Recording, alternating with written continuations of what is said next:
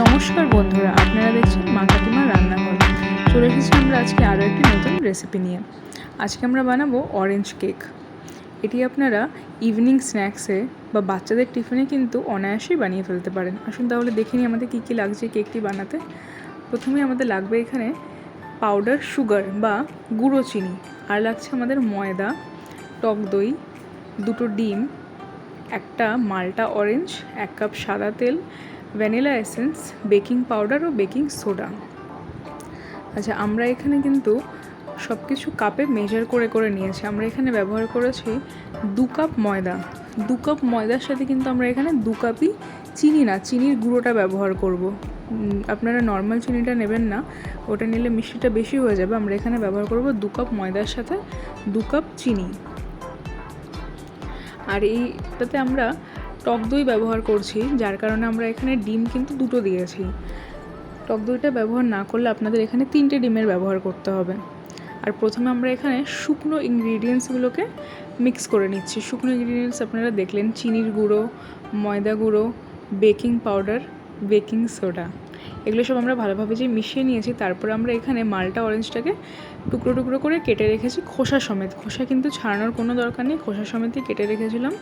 আর ওর ভেতরে আমরা 2টো ডিম দিয়ে ওটাকে মিক্সিতে ভালো করে ব্লেন্ড করে নিয়েছি। এটার একটা ফাইন পেস্ট বানানোর দরকার নেই, মোটামুটি যাতে এটা একটা গ্রেভি মতন বা একটা ঘন পেস্ট মতন হয়ে যায় তাহলেই হবে।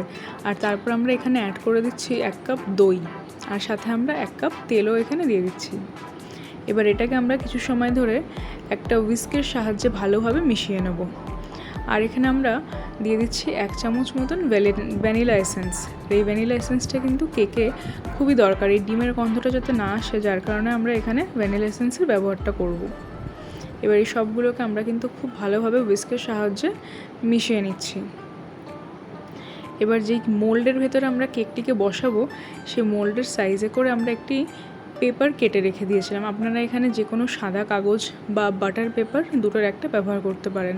আমরা যেহেতু এখানে কাগজের ব্যবহার করেছি, যার জন্য আমরা এখানে এর উপরে একটু তেল দিয়ে দিয়েছিলাম। আর তেলটা খুব ভালোভাবে মাখিয়ে নেওয়ার পরে আমরা এখানে দিয়ে দিচ্ছি আমাদের কেকের ব্যাটারটা। কেকের ব্যাটারটা দেওয়ার পরে একটু এটাকে ভালোভাবে বসিয়ে দেবেন, যাতে ভিতরে কোনো এয়ার বাবলস না থাকে। আর আমরা এই কেকটি কিন্তু বানাবো সম্পূর্ণ গ্যাসের ওভেনে। গ্যাসের ওভেনটাকে আমরা আগে থেকে একটু গ্যাসের ওভেনে একটা কড়াই বসিয়ে গরম করে নিয়েছিলাম 5 মিনিটের জন্য। তারপর আমরা এখানে কেকের মোলটি আমরা বসিয়ে দিলাম। মিনিমাম 25 মিনিট পরে আপনারা এটি চেক করে দেখবেন। এভাবে একটা চাকু ঢুকিয়ে দেখবেন ভেতরে।